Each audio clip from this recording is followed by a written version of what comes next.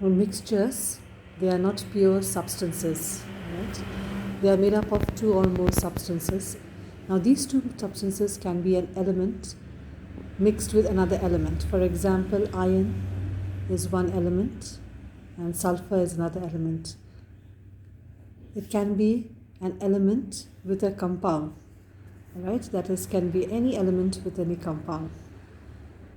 You can have a mixture of iron and sugar. This is just a simple example.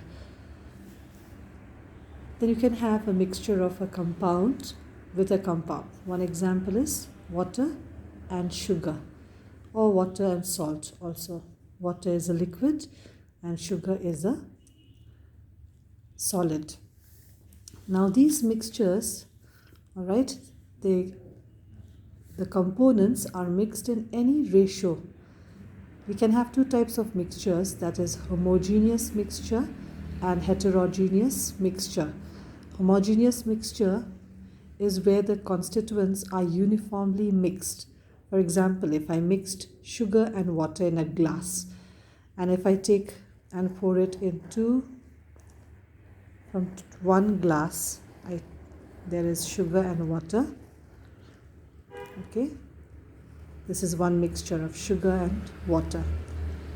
From this glass, say this glass is A, I pour this in two other glasses, that is B and C. We'll find that the sweetness in B and C will remain the same. That means the particles are uniformly distributed. Particles of sugar are uniformly distributed in water. This is a homogeneous mixture.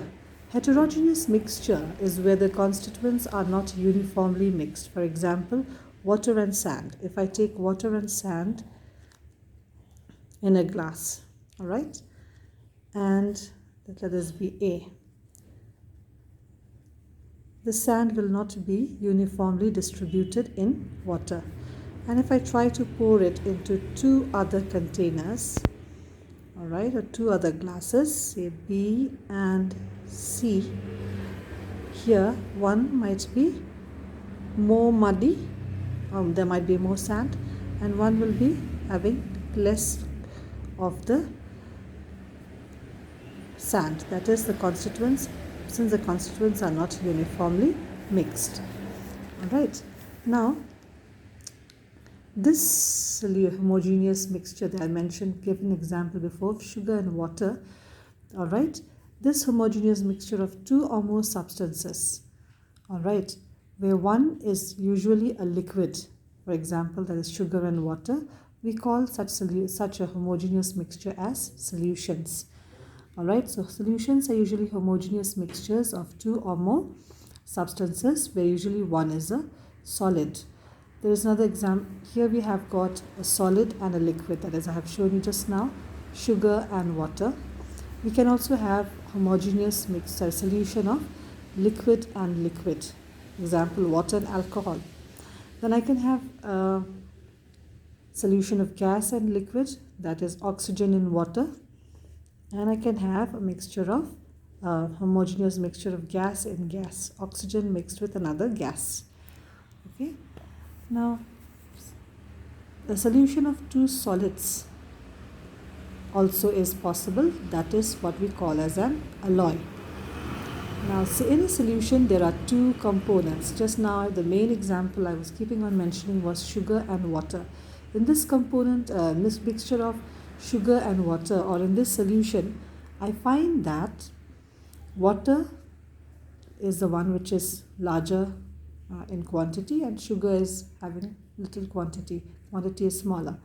That is, this component, we call these as components, water and sugar, they are present in the solution.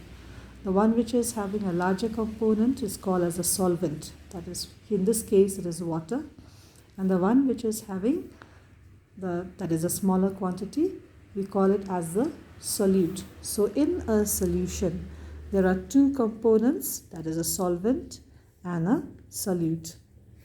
Now, we will also see that there are different kinds of solution: saturated, unsaturated, supersaturated. Saturated solution is when the solution has got the maximum solute that can dissolve at a particular temperature. For example, in say 100 grams of water, the maximum amount of salt that can dissolve is 37 gram. So this solution, which has got the maximum amount of solute that can dissolve, is called a saturated solution. Then an unsaturated means it is less than maximum. That is, if the solution has got the quantity of solute is still lesser than the maximum quantity that can dissolve. For example, in 100 grams of water, if there is 30 gram of sugar, we call such a solution as an unsaturated solution. Supersaturated solution is when the solution, if we heat the solution, then it can accept even more than the maximum quantity of the solute. That is, if this maximum, if it is 37, here it can even accept more than that by heating the solution. Now there are different kinds of solution now. Suspension is another homogeneous mixture, right, of insoluble particles of water. All solution, all this time I was telling that usually you will find that the solute is dissolved in the solvent. For example, sugar is dissolved in water, but here in suspension, these particles, all right, there are insoluble particles of solute. Solute particles are insoluble. They are not dissolving in the solvent, and they are spread throughout the solvent. In the suspension, you will also find that the size of the solute is greater than 10 to the power of minus 5 centimeter. The particles are quite big. All right, you can almost see them. For example, muddy water, paint, these are few examples.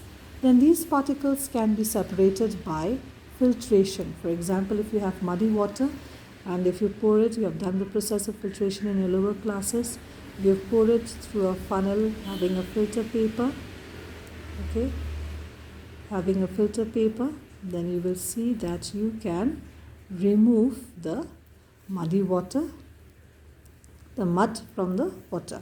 Now the particles can settle down also. If these muddy water, if I leave it for some time, then you will find that the mud settles down at the bottom. Alright, this is the case of suspension. Now suspension is heterogeneous in nature. That means the particles are not going to be uniformly destroyed. If I take muddy water, the particles of mud are not going to be uniformly distributed in the water. Excessive amount of scattering takes place through these particles. Right? We will talk more about scattering later. Colloidal solutions are another solution. It is a heterogeneous solution again. Alright, we also call them as colloids, in which the particle size is again very, very small, 10 to the power of minus 7 to 10 to the power of minus 5 centimeter. These solute here are very, very small, such that they don't settle down like mud below, alright, nor do they dissolve. For example, smoke, milk, these are colloids.